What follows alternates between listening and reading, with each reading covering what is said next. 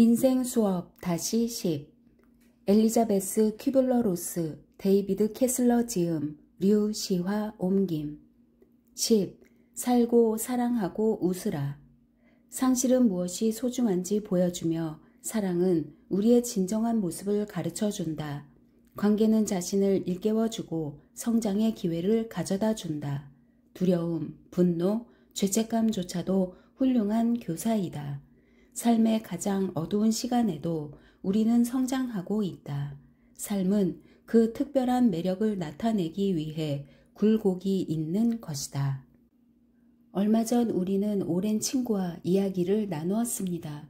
지위와 미모를 다 갖춘 43세의 이 여의사는 놀랍게도 자신이 불행하다며 불만을 토로했습니다. 그녀는 자신의 일을 좋아하지 않는다고 털어놓아 우리를 놀라게 했습니다. 우리가 아는 그녀는 성공한 의사이자 유명 의과대학의 교수였습니다. 그런데도 그녀는 더 많은 것을 원했습니다. 우리가 말했습니다. 하지만 당신은 경력이 훌륭하지 않습니까? 뭐가 문제인가요? 그녀는 말했습니다. 난 내 직업이 마음에 들지 않아요. 그녀가 자신이 사회에 충분히 기여하지 못하다는 것 같다고 말했을 때 우리는 놀라서 물었습니다.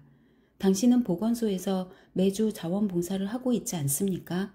시간이 날 때마다 무료로 강의하고 가르치지 않습니까? 게다가 여러 자선단체에도 기부금을 내고 있지 않나요? 그녀는 대답했습니다. 그렇긴 하죠. 하지만 그것으로는 부족해요. 그녀가 성형수술을 받는 것에 대해 이야기하자 우리는 당황했습니다. 그녀는 말했습니다. 간단하게 주름 펴는 시술을 받고 싶어요. 턱도 조금 보강하고 싶고 콜라겐도 조금 넣고요.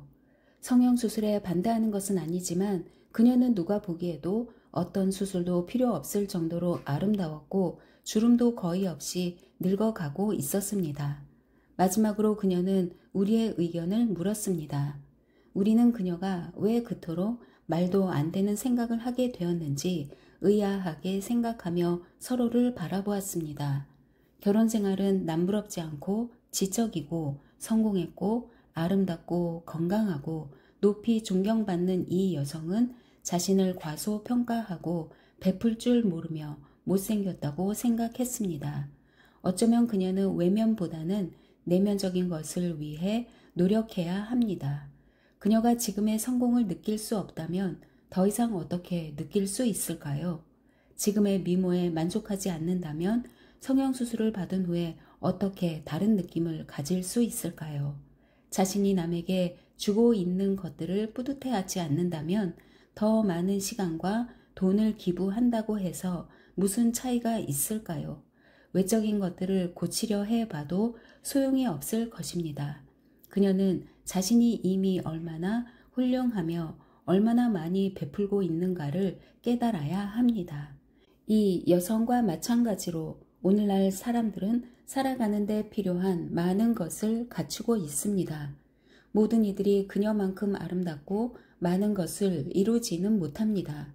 그녀가 좋은 예가 될 수 있는 것은 그만큼 두드러진 경우이기 때문입니다. 사람들은 대부분 행복해지는 데 필요한 모든 것을 가지고 있으면서도 그다지 행복하지 않습니다.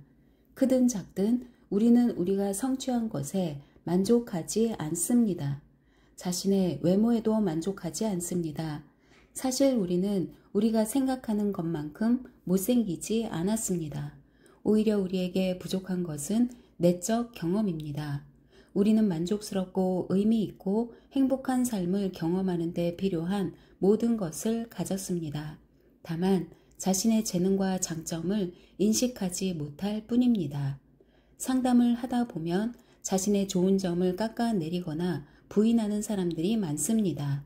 헌신적이고 베풀고 사랑하는 사람들조차 때로는 자신이 세상에 미치는 영향을 자각하지 못합니다. 자선단체 대표에서 성직자들까지 다른 이들을 돕기 위해 부단히 노력하는 사람들도 자신의 좋은 점에 대해서는 전혀 인식하지 못하는 경우가 많습니다. 자신의 진정한 모습을 볼 수 있는 능력이 부족하기 때문입니다. 우리는 그런 사람들에게 종종 이런 이야기를 해줍니다. 늘 선한 일을 하는 순수한 마음을 가진 사람이 있었습니다. 그 역시 이따금 실수도 했지만 별로 문제되지 않았습니다. 그가 선한 일들을 많이 했기 때문이기도 하지만 자신의 실수로부터 배움을 얻었기 때문입니다. 하지만 불행히도 그는 자신의 선한 행위들을 너무 의식하고 있었기 때문에 자기 자신으로 가득 차게 되었습니다. 시는 실수를 하면서 계속 발전해가는 선한 사람은 행복할 수 있지만 자만심에 찬 사람은 결코 행복을 발견할 수 없다는 것을 알았습니다. 그래서 시는 이 사람이 이 세상의 일을 끝낼 때까지 자신의 선한 행위를 볼 수 있는 능력을 빼앗았습니다. 이 사람은 선행을 계속했고 주위 모든 사람들이 그를 칭찬했지만 그 자신은 그것을 전혀 느끼지 못했고 자신이 얼마나 훌륭한 일을 하는지 깨닫지 못했습니다. 마침내 이 사람이 생을 마감했을 때 시는 그가 행한 선행들을 보여주었습니다. 우리는 대개 삶의 마지막 순간까지 우리의 훌륭함을 인식하지 못합니다. 우리는 우리의 훌륭함을 기억하고 우리의 소중함과 경이로움을 서로에게 일깨워주기 위해 이곳에 왔음을 기억해야 합니다. 처음부터 끝까지 삶은 각자에게 주어지는 시험과 도전으로 이루어진 학교입니다. 배울 수 있는 모든 것을 배웠을 때, 또한 가르칠 수 있는 모든 것을 가르쳤을 때 우리는 집으로 돌아갑니다. 우리가 배워야 할 것이 무엇인지 알기 어려울 때가 있습니다. 2살 된 아이를 잃은 부모는 그 아이가 부모에게 자비와 사랑을 가르치기 위해 여기에 왔을 수도 있음을 이해하지 못합니다. 우리는 우리가 배우는 것을 쉽게 이해하지 못할 뿐 아니라 무엇을 배워야 하는지도 모를 때가 많습니다. 모든 것을 완벽하게 배운다는 것은 불가능하며 이번 삶에서는 깨닫지 못하게 될 배움들도 많습니다. 때로는 그것을 배우지 못하는 것이 배움입니다. 누군가를 보고 너무 안 됐어, 그 사람은 죽기 전에 용서의 배움을 얻지 못했어 하고 말하기는 쉽습니다. 하지만 어쩌면 그는 자신에게 예정된 것을 배웠을지도 모릅니다. 어쩌면 그는 배울 수 있는 기회가 주어졌지만 배우지 않는 편을 선택했을지도 모릅니다. 그것은 아무도 모르는 일입니다. 그에게는 용서의 배움이 예정되지 않았을 수도 있습니다. 어쩌면 그를 지켜봄으로써 당신이 용서의 배움을 얻도록 계획되어 있었는지도 모릅니다. 우리 모두는 배워야 하지만 또한 다른 사람을 가르치기도 합니다. 끝나지 않을 것 같은 폭풍우에 시달릴 때 사람들은 자신들에게 왜 그렇게 많은 시험이 주어졌는지, 신은 왜 그렇게 무정한지 의아해 할 수도 있습니다. 시련을 겪는다는 것은 바닷가에 깔려있는 자갈이 되는 것과 같습니다. 당신은 여기저기 다치고 멍이 들지만 전보다 더 윤이 나고 값지게 됩니다. 당신은 이제 더 큰 배움, 더 큰 도전, 더 큰 삶을 맞을 준비가 되어 있습니다. 모든 악몽은 언젠가는 삶의 일부인 축복으로 바뀝니다. 우리가 폭풍우를 막았다면 폭풍으로 생긴 그랜드 캐년 같은 장관은 보지 못했을 것입니다. 그것이 바로 많은 환자들이 암이나 그 밖의 다른 병을 얻기 바로 직전에 순간으로 기적처럼 돌아가 앞으로 일어날 일을 지울 수 있다 해도 그렇게 하지 않겠다고 대답한 이유일 것입니다. 상실은 다양한 방법으로 우리에게 무엇이 소중한지 보여주며 사랑은 우리의 진정한 모습을 가르쳐 줍니다. 관계는 우리 자신을 일깨워주고 놀라운 성장의 기회를 가져다 줍니다. 두려움, 분노, 죄의식, 인내심, 시간조차도 훌륭한 교사가 됩니다.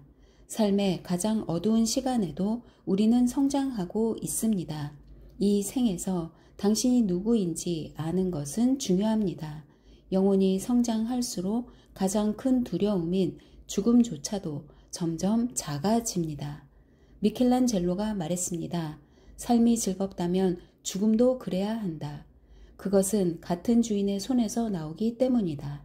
다시 말해 우리에게 삶, 행복, 사랑, 그 이상의 것들을 가져다 주는 손은 죽음을 끔찍한 경험으로 만들지는 않았을 것입니다. 누군가 말했듯이 끝은 단지 거꾸로 된 시작일 뿐입니다. 이 책의 앞부분에서 미켈란젤로는 자신이 창조한 아름다운 조각 작품들이 이미 그곳 돌 안에 있었다고 말했습니다. 그는 언제나 그곳에 존재해온 소중한 본질을 드러내기 위해 필요 없는 것들을 제거했을 뿐이라고 했습니다. 당신은 삶에서 배움을 얻을 때에도 같은 일을 합니다. 당신 안에 훌륭한 것을 드러내기 위해 여분의 것을 깎아내는 것입니다. 신에게 받을 수 있는 가장 큰 선물은 기도에 대한 응답일 수도 있지만 신이 응답하지 않은 기도에도 선물이 들어있음을 알아야 합니다. 삶의 종착점에서 온 배움들을 접하다 보면 삶이 언젠가는 끝난다는 것에 더 편안함을 느끼게 됩니다. 또한 지금 일어나는 삶에 더욱 깨어있게 됩니다. 이 책을 쓰면서 우리 두 사람도 끊임없이 이런 배움들을 얻게 되었습니다. 하지만 누구도 그 모든 배움들을 완전하게 자기 것으로 만들지는 못했습니다. 만일 그랬다면 우리는 더 이상 이곳에 있지 않을 것입니다. 우리 모두는 가르치는 동시에 배웁니다. 죽음이 눈앞에 다가오기 전까지는 죽음에 대해 생각하기가 어렵습니다. 우리는 죽음을 실험하거나 미리 경험할 수 없으므로 죽음을 앞둔 사람들에게 선생님이 되어 달라고 부탁했습니다. 생명을 위협하는 병을 앓고 있는 사람들에게 무엇이든 가르쳐 달라고 매달려야 합니다. 사람들은 삶의 마지막 무렵에 엄청난 변화를 겪게 됩니다. 우리는 삶의 끝에서 배울 수 있는 것들을 글로 남기기 위해 이 책을 썼고 아직 삶에 도전하고 그 결과를 즐길 시간이 많이 남아있는 사람들에게 이 책을 선사합니다. 죽음을 앞둔 사람들이 가르쳐주는 가장 놀라운 배움 중 하나는 삶은 불치병을 진단받는 순간에 끝나지 않는다는 것입니다. 바로 그때 진정한 삶이 시작됩니다. 당신은 죽음의 실체를 인정하는 순간 삶이라는 실체도 인정해야만 하기 때문입니다. 당신은 자신이 아직 살아있고 지금 자신의 삶을 살아야 하고 자신에게 있는 것은 지금의 이 삶뿐임을 깨닫습니다.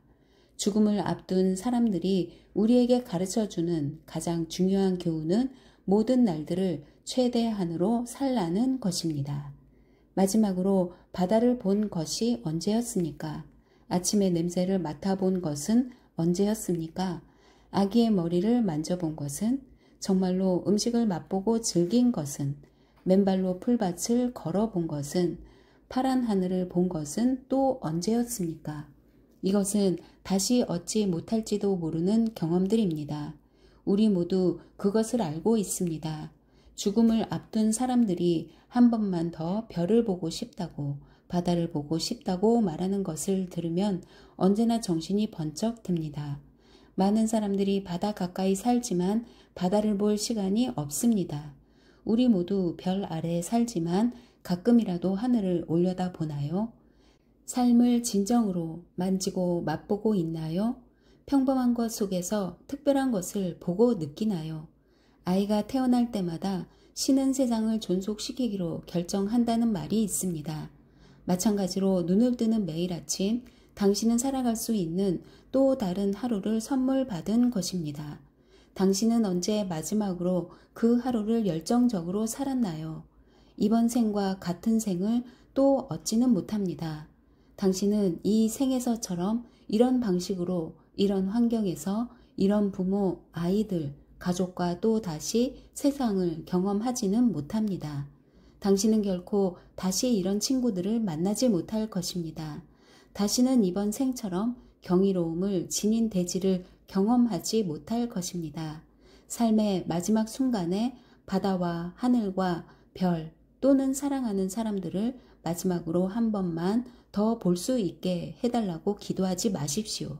지금 그들을 보러 가십시오. 엘리자베스 퀴블러 로스의 말. 삶이라고 부르는 이 기간 동안 우리 모두에게는 배워야 할 것들이 있습니다. 죽음을 눈앞에 둔 사람들과 대화를 나누다 보면 그것이 더욱 분명해집니다.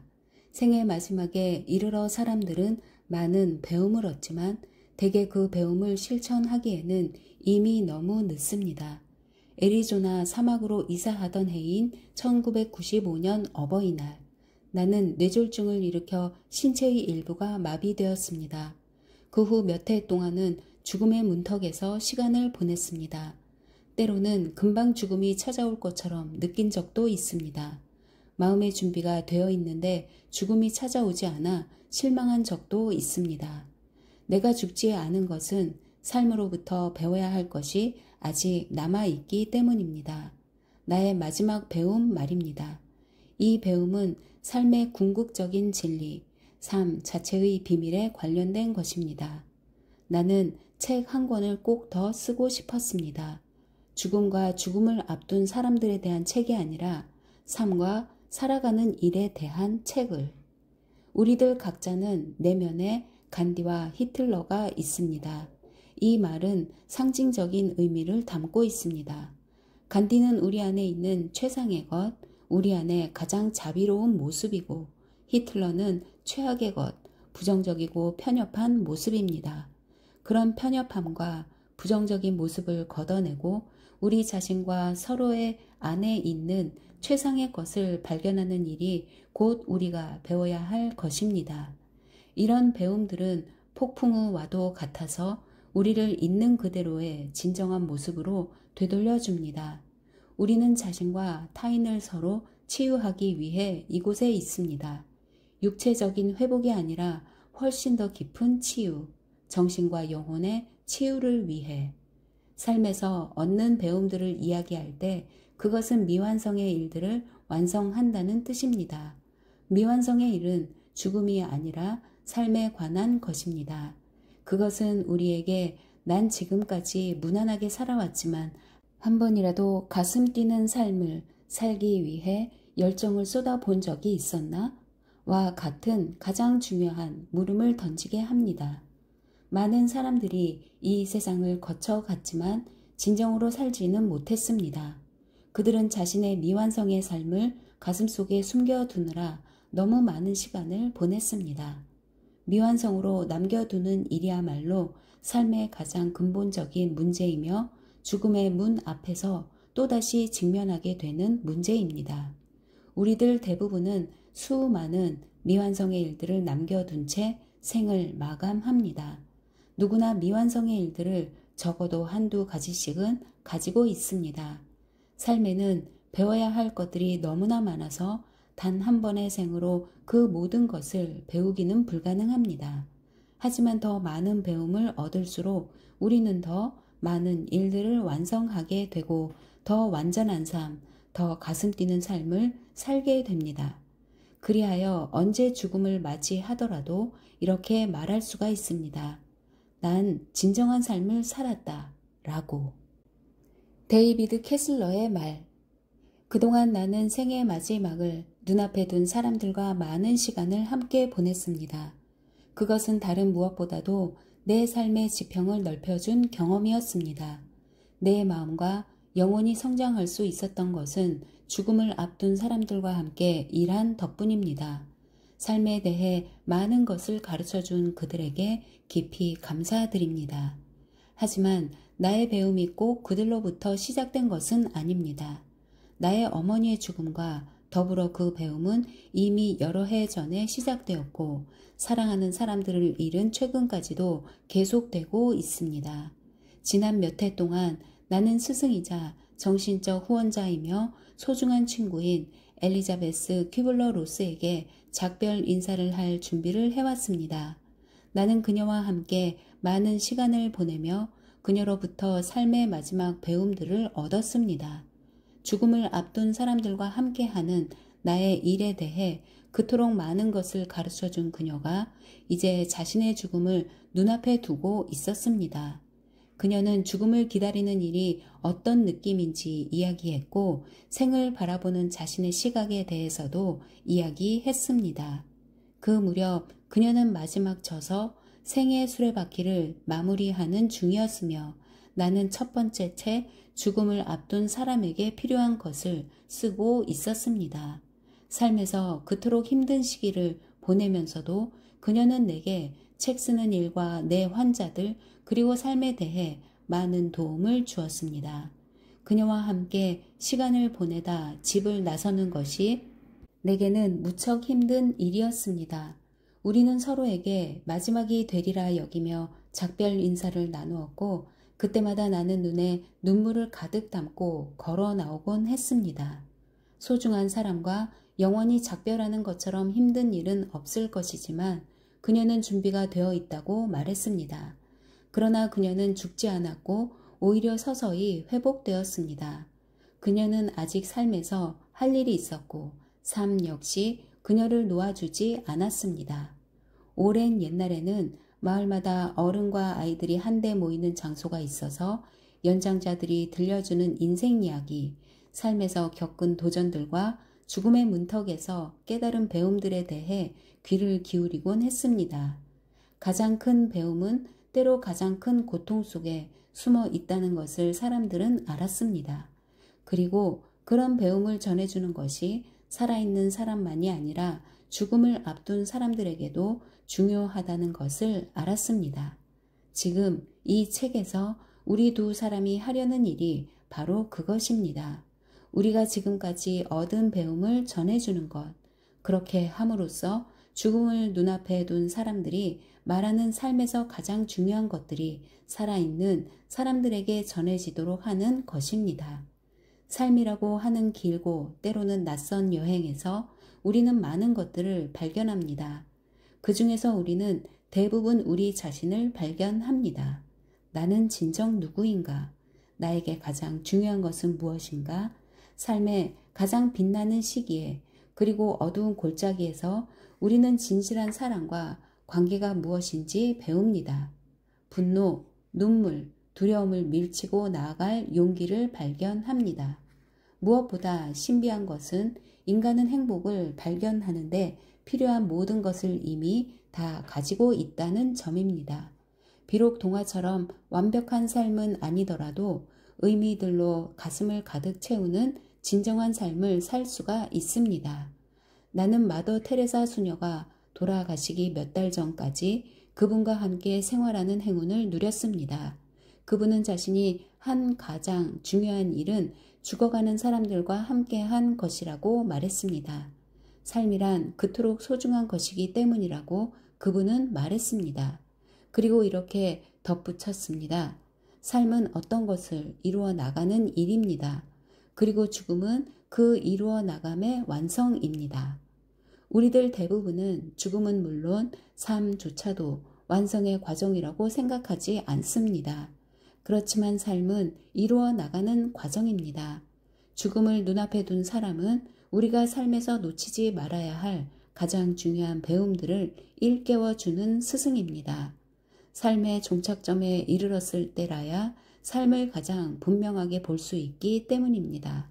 그는 자신이 삶에서 배운 것을 우리와 함께 나누고 삶의 소중한 의미에 대해 많은 것을 일깨워 줍니다. 그에게서 우리는 영웅을 발견합니다.